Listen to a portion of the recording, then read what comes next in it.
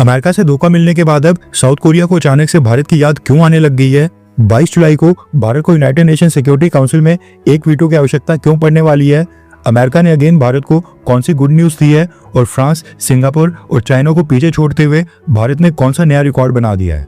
काफी सारी important updates आ रही हैं जो आपको मेन स्ट्रीम के न्यूज चैनल्स के ऊपर भी देखने को नहीं मिलेंगी, इसलिए वीडियो को एंड तक देखिएगा। सबसे पहले बात करते हैं भारत और रशिया के जॉइंट वेंचर से बनाई गई ब्रह्मोस सुपरसोनिक क्रूज मिसाइल के बारे में। रेफरेंस के लिए आपकी स्क्रीन के ऊपर आर्टिकल का स्क्रीनशॉट है।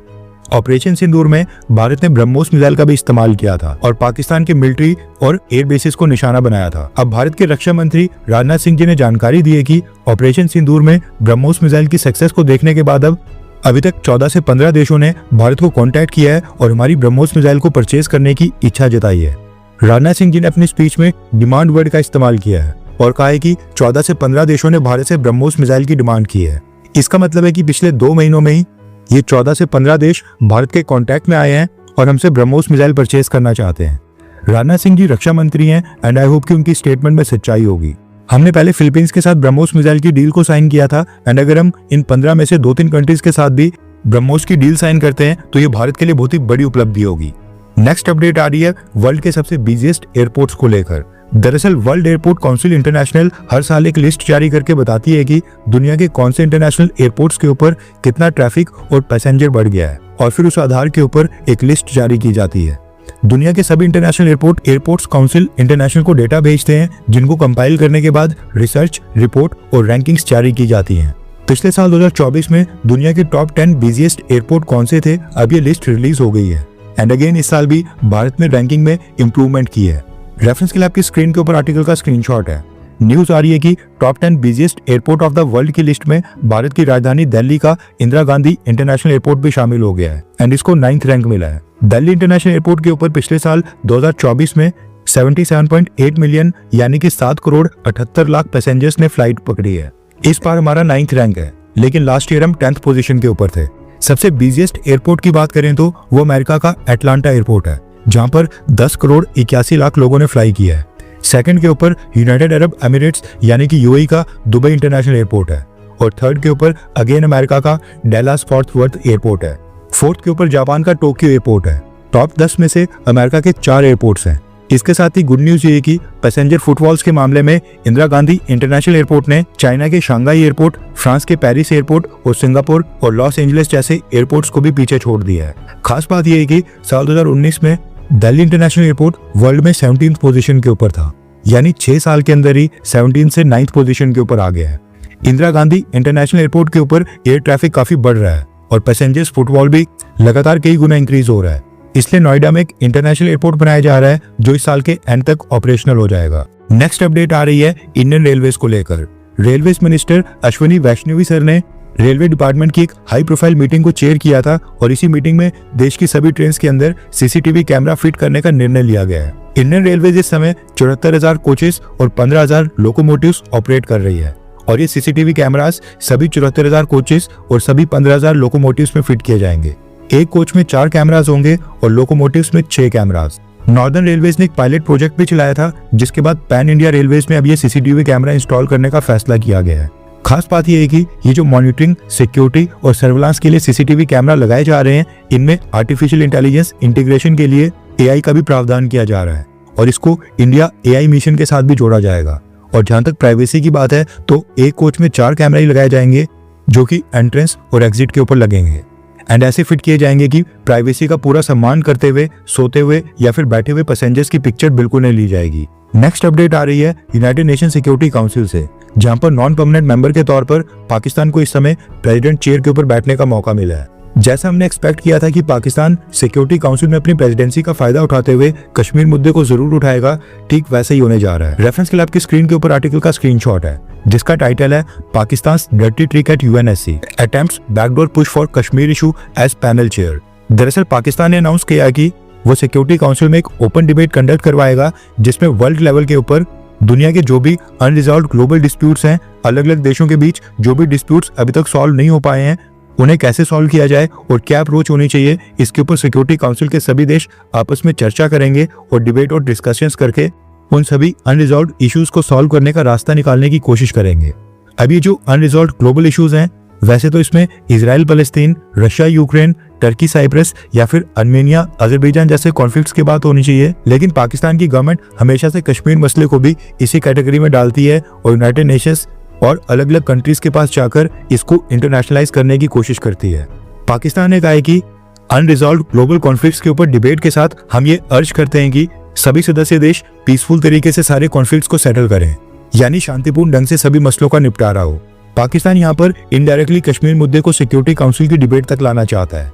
अब देखा जाए तो पाकिस्तान इस समय जुलाई महीने के लिए सिक्योरिटी काउंसिल का प्रेसिडेंट है, जिसके चलते डिबेट और रेजोल्यूशंस लाने की पाकिस्तान के पास पावर भी है।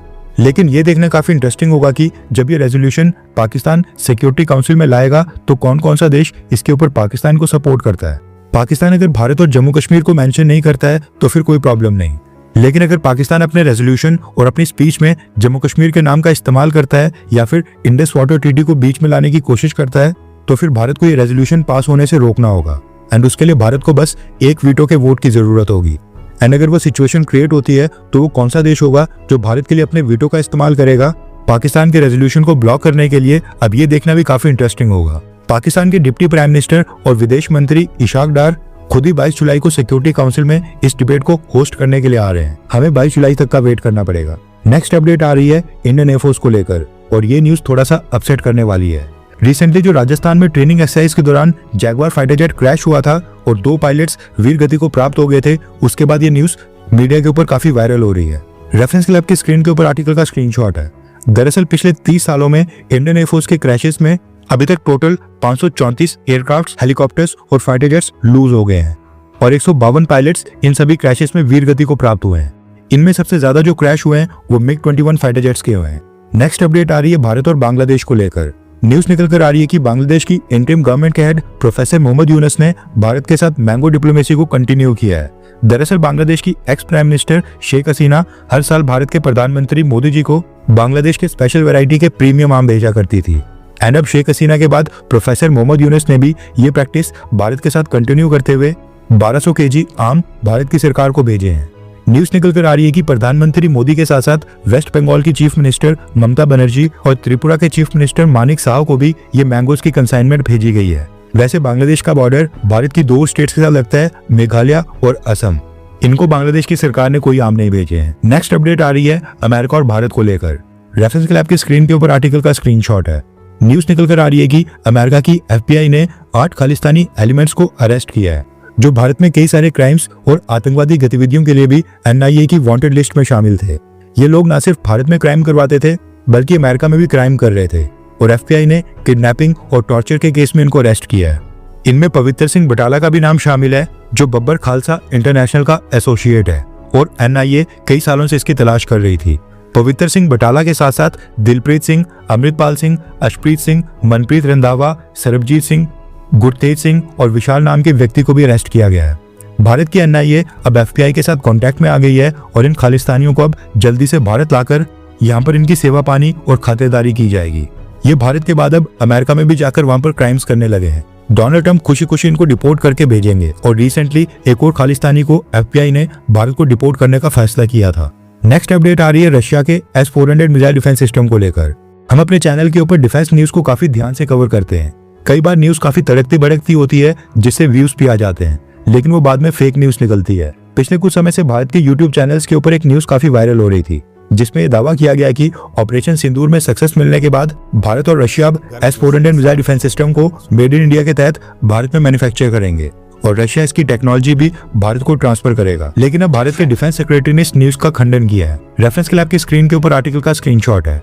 Defence secretary Rakesh Kumar Singh sir, जिन्होंने अनाउंस किया कि भारत एक फ्रेंडली कंट्री से 5th generation stealth fighter jet purchase करने पर विचार कर रहा है, उन्होंने अब ये बताया है कि रशिया के साथ मिलकर S-400 मिसाइल डिफेंस सिस्टम की ज्वाइंट मैन्युफैक्चरिंग का भारत का कोई भी प्लान नहीं है।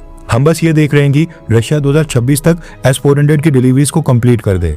ये डील 2018 में साइन हुई थी, यानी कि ज्वाइंट प्रोडक्शन की वो सारी न्यूज फेक न्यूज थी। नेक्स्ट अपडेट आ रही है साउथ कोरिया और भारत को लेकर। आपको याद होगा कुछ दिन पहले हमने आपको बताया था कि US प्रेसिडेंट डोनाल्ड ट्रंप ने अमेरिका के पुराने एलाइज जापान और साउथ कोरिया के ऊपर भी 25% के टैरिफ्स अनाउंस किए हैं जो कि 1 अगस्त के बाद से लागू होंगे। अमेरिका से धोखा मिलने के बाद साउथ कोरिया की गवर्नमेंट ने वर्ल्ड की दूसरी मेजर कंट्रीज के साथ अपने टाइज और रिलेशंस को प्रमोट करने के लिए ग्लोबल आउटरीच प्रोग्राम स्टार्ट कर दिया है। रेफरेंस के लिए आपके स्क्रीन के ऊपर आर्टिकल का स्क्रीनशॉट है। इस ग्लोबल आउटरीच प्रोग्राम में साउथ कोरिया ने 4 देशों को चुना है, भारत, ब्रिटेन, फ्रांस और यूरोपियन यूनियन को कंबाइंड। साउथ कोरिया की गवर्नमेंट इन चारों के साथ ट्रेड, डिफेंस और स्ट्रेटेजिक रिलेशंस को मजबूत करने के लिए नई डील्स और नए एग्रीमेंट साइन करने का फैसला किया है। इसमें साउथ कोरिया की गवर्नमेंट ने भारत को सबसे ज्यादा इंपॉर्टेंस देते हुए साउथ कोरिया के फॉर्मर प्राइम मिनिस्टर किम बुक क्यूम की अगुवाई में एक डेलीगेशन भारत भेजा है। आज ये टीम भारत आएगी और भारत के साथ बायलेटरल और मल्टीलेटरल टाइज को अपग्रेड करने के ऊपर चर्चा करेगी। साउथ कोरिया का कहना है कि भारत उनके लिए इंपॉर्टेंट कंट्री है, इसलिए भारत के ऊपर उनका स्पेशल फोकस रहेगा। इसलिए उन्होंने फॉर्मर प्राइम मिनिस्टर को ये जिम्मेदारी दी है। साउथ कोरिया अमेरिका के ऊपर काफी डिपेंडेंट था, लेकिन डोनाल्ड ट्रम्प ने ऐसा झटका दिया है कि साउथ कोरिया अब अमेरिका के ऑल्टरनेटिव्स ढूंढने की कोशिश कर रहा है और अब बाकी कंट्रीज के साथ टाइज को मजबूत कर रहा है, जिसमें भारत का नाम भी शामिल है। हर 24 घंटे के अंदर जियोपॉलिटिक्स में बड़े फेरबदलाव और उलटफेर हो रहे हैं और भारत के लिए नए चैलेंजेस आ रहे हैं। कोई देश अपने फैसले से पलट रहा है तो कोई देश ब्लैकमेलिंग के ऊपर उतर आया है। सभी देश एक दूसरे को नीचे लगाने की कोशिश कर रहे हैं। इन सब के बीच हमारा भारत किसी भी देश से पीछे न रह जाए, इसके लिए मोदी सरकार लगातार कोशिशें कर रही है। एंड भारत की foreign policy, defence news, economy और ग्लोबल अफेयर्स का सही एनालिसिस हमारे चैनल इंडियन अफेयर्स का मिशन है और ये मिशन आपके सपोर्ट के बिना अधूरा है। इंडियन अफेयर्स हिंदी के ऊपर हम सभी फैक्ट्स और डेटा बिल्कुल सरल भाषा में एनालाइज करते हैं, बिना किसी एजेंडा के। अगर आप चाहते हैं कि इंडियन अफेयर्स का सही और ऑथेंटिक एनालिसिस आप तक लगातार पहुंचे, तो इस वीडियो को लाइक करें और हमारे चैनल इंडियन अफेयर्स को सब्सक्राइब करके बेल नोटिफिकेशन ऑन करना मत भूलिए। आपका एक लाइक हमारे चैनल को ग्रो करने में काफी मदद करेगा और एक सब्सक्राइब ये सुनिश्चित करेगा कि आप किसी भी इंपॉर्टेंट अपडेट को मिस ना करें। अगर आपने हमारे चैनल को पहले से सब्सक्राइब किया है तो दिल से धन्यवाद। जय हिंद, वंदे मातरम।